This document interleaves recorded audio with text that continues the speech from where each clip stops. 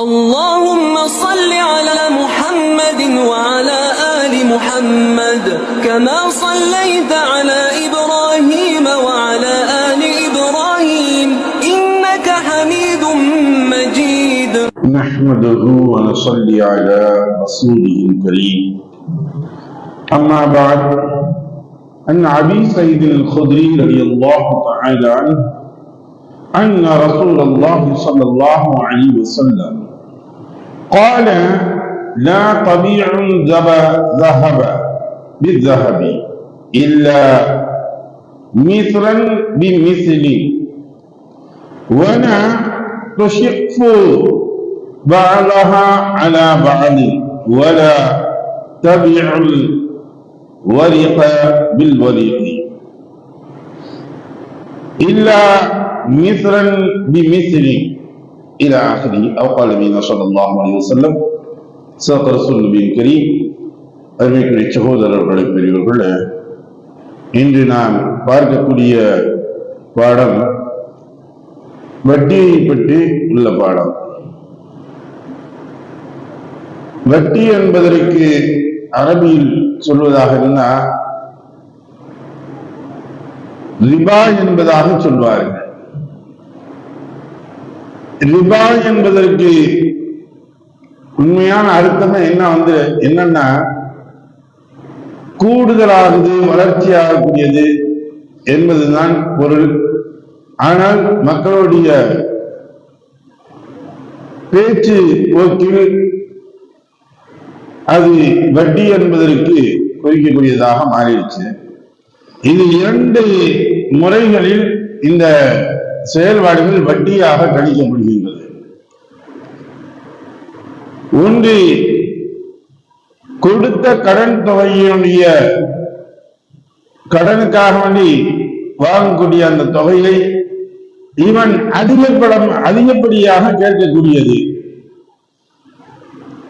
இது தவணை முறையில் நீ உன்னுடைய கடனை நீ செலுத்து என்பதாக சொல்லிட்டு அதைவிட அதிகமாக இவன் தொகையை கேட்பதிருக்கின்றது.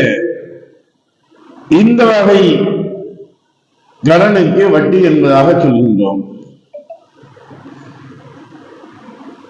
எப்படி அப்படின்னா, இப்ப 100 ரூபா கொடுக்குறாங்க, இல்ல 1000 ரூபா கொடுக்குறாங்க. நீ சிரமத்தில் இருக்கப்பா, அது கொஞ்சமா கொடு, 10 ரூபாய கொடு, ஆனா 1100 ரூபாயை சேர்த்து கொடு, வாங்கையில அது வாங்கிக் கொள்ளுது. இது தவணை முறையாக இவர்கள் கொடுத்து வாங்கக்கூடியது இருக்கின்றது. இந்த வகையான வட்டிகளை பற்றி தான் பல்வேறு விஷயங்கள் எடுத்து சொல்லக்கூடியதாக இருக்கிறது. இரண்டாவது வகையாக இருக்கக்கூடிய வட்டி தாழ்மையான பொருளை கொடுத்து பண்டமாற்று முறைகள். தாழ்மையான பொருளை கொடுத்து உயர்வான பொருளை வாங்கிக் கொள்வது. அதாவது ஒரு பொருள் இருக்கின்றது என்றால் தங்கத்தில் சொல்லும்போது சொல்லுவாங்க, நான் 96 கேரக்டர் இந்த வகையான தங்கங்களை கொடுக்கக்கூடிய சமயத்துல 24 கேரக்டர் 24 கேரக்டர் என்பதாக சொல்வார்கள். குறைவான இரண்டையும் கொடுத்து விட்டு அதிகமாக இருக்கக்கூடியதை ஒன்றை கொடுங்க அப்படின்றது. இதுவும் ஒரு வகையான வட்டி என்பதாகத்தான் சொல்லக்கூடியதாக இருக்கின்றது. ரசூலுல்லாஹி ஸல்லல்லாஹு அலைஹி வஸல்லம் அவர்களே கூறியதாக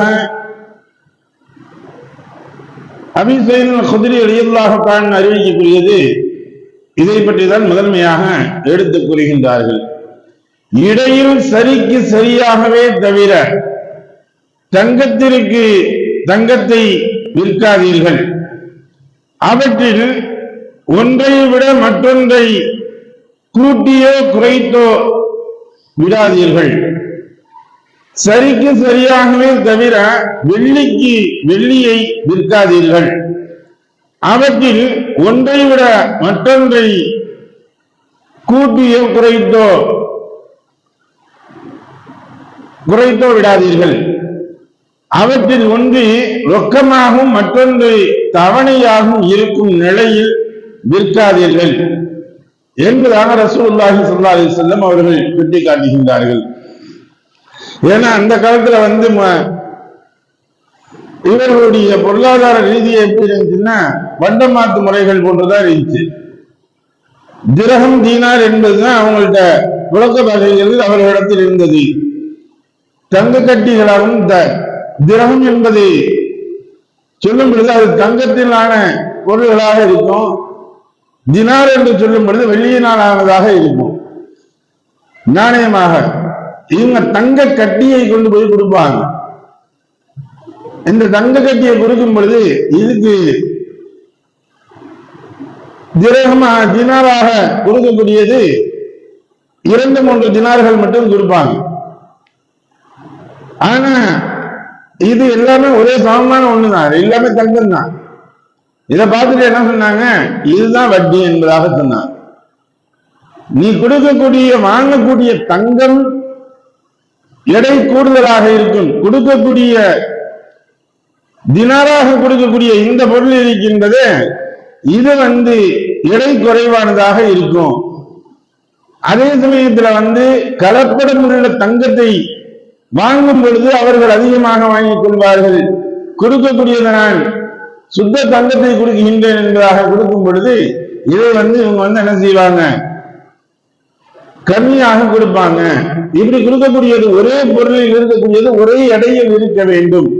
எடை கூடுதல் குறைவாக இருக்கக்கூடிய சமயங்களில் இது ஒரு வகையான வட்டியாக மாறிவிடும் என்பதாக சொன்னாங்க. அதே தான் திரகங்களாக இருக்கக்கூடியது வெள்ளியாக இருந்துச்சு. ரசூலுல்லாஹ் அடுத்த இங்க 2வது சுற்றி கட்டுறாங்க. ஒரே சமமாக இருந்தால் பிரச்சனை இல்லை, ரெண்டையும் தூக்கி வைத்து பார்த்தால் இடைகளில் ஒரே சமமாக இருந்தா இதில் எது கூடுதல் குறைத்தாக இருக்கின்றதோ அப்பொழுது இது வட்டியாக மாறிவிடும், நீங்கள் அதை செய்யாதீர்கள் என்பதாக ரசூலுல்லாஹி ஸல்லல்லாஹு அலைஹி வஸல்லம் அவர்கள் இதற்கு தடை விதிக்கின்றார்கள். அதே சமயத்தில் ஒரு மனிதன் நான் தங்கத்தை கொடுக்கிறேன் நீ வெளியே கொடு அப்படின்னு சொல்லிட்டா இது பொருள்களே மாறி விடுகின்றது. தங்கத்திற்கு வெள்ளிக்கு உள்ள வித்தியாசங்கள் அதிகமா இருக்கு. இப்ப தங்கத்தை கொடுக்கும்போது 1 திரகம் தங்கம் கொடுக்கிறேன், நீ 4 திரகம் வெள்ளியை கொடு என்பதாக கேட்டு வாங்குறாங்க அப்படின்னா இப்ப இது பொருள்கள் மாற்றமாகவே மாறிடுது. அதன் காரணமாக அது கூடும். ஆனால் ஒரே பொருள்களில் இருக்கும் பொழுது கூட்டி குறைத்து வாங்குவது கூடாது என்பதை நமக்கு வலியுறுத்தி காட்டுகின்றார்கள்.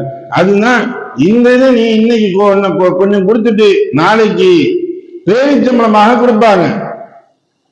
பொருள்களாக வரும் பொழுது பேரிச்சம்பளங்களை கொடுத்து வாங்கக்கூடியது இருந்துச்சு. பண்டமாற்று முறைகள் அவர்களிடத்தில் இருந்தது.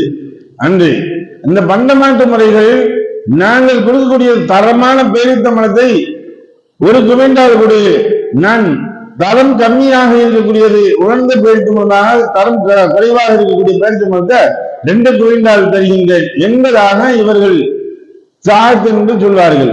இதை நான் கொடுக்கிறேன் அப்படின்னு சொல்லி மாற்றுறது இதுவும் கூடாது. நீ ஒரே பேரிச்சம்பளங்கிறது ஒரே தரத்தில் உள்ளதுதான், எல்லாமே ஒரே இனத்தில் உள்ளது. இதனால நீ கூட குறைத்து அந்த இதில் வாங்கக்கூடாது, ஒரே லெவலாகத்தான் கொடுக்கணும், ஒரே லெவலாகத்தான் வாங்கணும் என்பதாக சொன்னாங்க. ஏன் இன்னைக்கு நீ வாங்கி வச்சிருப்ப, நாளைக்கு இதனுடைய விலைகள் ஏற்றங்கள் இறக்கங்கள் வரக்கூடிய சமயத்தில் அது யார் வாங்கினார்களோ அவர்களுக்கு ஒன்று லாபமாக ஆகும் அல்லது நஷ்டமாக ஆகும். ஒரே தரத்தில் வாங்கக்கூடிய சமயத்தில் அது ஒரே அளவில் வாங்கக்கூடிய சமயத்தில் அந்த நெசைடுகள் அவர்களுக்கு ஈடாக ஆகாது, அது ஒன்றும் குற்றமாக ஆகாது என்பதைத்தான் வலியுறுத்தி கூறிக்கொண்டு இருக்கின்றார்கள். இது வியாபாரத்துடைய நிலைமைகளாக. இதே சமயத்தில் இந்த 2வது வகையில் சொல்லக்கூடிய விஷயங்களை பார்க்கும் பொழுது வட்டி முறைப்படுத்த முறையில் ஏராளமான பாதிப்புகள் இருப்பது என்பதற்காக வேண்டிதான் இந்த பேங்க்ல வாங்கக்கூடிய வட்டிகள். இவங்க வாங்கக்கூடியது ஒரு பொருளை வச்சுட்டு வாங்குவாங்க. இதுல நாங்க வட்டி கொடுத்துதான் வாங்க முடியும், அது இன்ட்ரெஸ்ட் இல்லாமல் நாங்க எதுவும் செய்ய முடியாது, பேங்க் பரிவர்த்தனை இல்லாமல் எதுவும் செய்ய முடியாது என்பதாக என்கின்றார்கள். இவர்கள் கடன் கொடுத்து வாழ்வதற்காக வேண்டி வாழ்வாதாரத்திற்காக வேண்டி தருவது கொண்டு சொல்கின்றார்கள். என்னது, கல்வி கடன் தருகின்றோம், அதே சமயத்துல வீட்டுடைய லோனு, விவசாய கடன் என்பதாக இவர்கள் லோன்கள் என்பதாக நமக்கு தருவது போன்று தருகின்றார்கள். இது தந்துட்டு என்ன செய்யறாங்க, அவனுடைய விவசாயத்துக்கு உதாரணத்துக்கு விவசாயத்துக்கு கொடுக்குறாங்க. கொடுத்து போட்டு என்ன சொல்றாங்க, எல்லாத்தையும் விவசாயத்துல அவனுக்கு அழிஞ்சாலும் சரி, லாபம் வந்தாலும் சரி, நஷ்டம் வந்தாலும் சரி, எல்லாத்தையும் பிடிக்கிறாங்க. கேட்டா ஒரே வார்த்தைகள் அவர்கள் சொல்வார்கள், பாசிட்டிவான விஷயத்த சொல்ற, லாபம் வந்துச்சுன்னா அவருக்கு தானங்க. எங்கள்கிட்ட வாங்கக்கூடியது ஒரு 5000 ரூபாய் வாங்குறாரு அப்படின்னா, அவர் விவசாயம் செய்யறாரு அப்படின்னா, அதுல இருந்து வருதுன்னா அவருக்கு 50,000 ரூபாய் வருதுன்னா 50,000 எங்கிட்ட கட்டிடுறாரு. இல்ல அவர் என்ன வாங்குறது, 5000 மேற்கொண்டு 1000 ரூபாய் போட்டு 6000 ரூபாய் கட்ட போறாரு, அவருக்கு தானே கட்டுறாரு. இத பாக்கி உள்ளது அவருக்கு அனைத்தும் லாபம் தானே என்பதாக சொல்லுவாங்க. ஆனா இவங்க உண்மையில் அந்த இதை பங்குதாரர்கள் கொண்டு சேர்வதாக இருந்தால், லாபம் வந்தாலும் நஷ்டம் வந்தாலும் அதில் பங்கு கொள்ள வேண்டும். அதுதான் சரியான ஒண்ணு. நீங்க ஒரு மனிதனுக்கு தர்றாங்க, கடன் தர்றாங்க, நாங்க லோன் தருகிறோம் அப்படின்னு சொன்னா, அவனுக்கு லாபம் வந்தாலும் நஷ்டம் வந்தாலும் அதில் பங்கு கொள்ள வேண்டும். விவசாயத்துக்கு தர்றாங்க அப்படின்னா, சரி உங்களுக்காக இந்த ஆச்சு, அதே சமயத்தில் நஷ்டமாச்சு, ஒரு புயலோ மழையோ ஏதோ ஒன்றின் காரணமாக மிகவும் விவசாயம் பாதிக்கப்பட்டுச்சு அப்படின்னா, அப்ப அந்த நஷ்டீடுகளாக அவனுக்கு எவ்வளவு நஷ்டம் வருதோ அந்த நஷ்டத்துல இவரும் பங்கு ஏற்றுக்கொள்ளும். இதுதான் சரியான ஒண்ணு. ஆனா இன்னைக்கு இதெல்லாம் நாங்கள் செய்கின்றோம் என்பதாக சொல்லிவிட்டு மறைமுகமாக மனிதனை இது உறிஞ்சி புடுங்கக்கூடியதாக, அவனை தற்கொலைக்கும் அவனை நாடை விட்டு துரத்துவதற்கும் உரிய ஒரு தீய ஒரு செயலாக இருக்கிறது என்பதனால்தான் இஸ்லாம் அதை தடை செய்கின்றது. அதே சமயத்தில் கடன் என்பதாக வட்டியில்லா கடனாக கொடுக்க சொல்லியிருக்கு. இஸ்லாம் அதை வலியுறுத்தி கொடுது. அதனால்தான் அதை ஊக்குவித்து மனிதனுக்குரிய வாழ்வாதாரத்தை நீங்கள் மேம்படுத்த வேண்டுமா, அவனுக்கு வட்டியில்லா கடனாக நீ கொடுங்க என்பதைத்தான் வலியுறுத்துகிறது. எதை படித்தோமோ எதை கேட்டோமோ அதை விளங்கி புரிந்து நடக்கக்கூடிய நன்மக்களாக உள்ள அல்லாஹ் ஆக்கி அருள்வானாக. அல்ஹம்துலில்லாஹி ரப்பில் ஆலமீன். சுப்ஹானல்லாஹி வபிஹம்திஹி சுப்ஹானக்கல்லாஹும்ம வபிஹம்திக வநஷ்ஹது அல்லா இலாஹ இல்லா அன்த நஸ்தக்ஃபிருக வ நதுபு இலைக். ஆமீன். சுப்ஹான ரப்பிக ரப்பில் இஸ்ஸத்தி அம்மா யசிஃபூன் வஸ்ஸலாமு அலல் முர்ஸலீன் வல்ஹம்துலில்லாஹி ரப்பில் ஆலமீன்.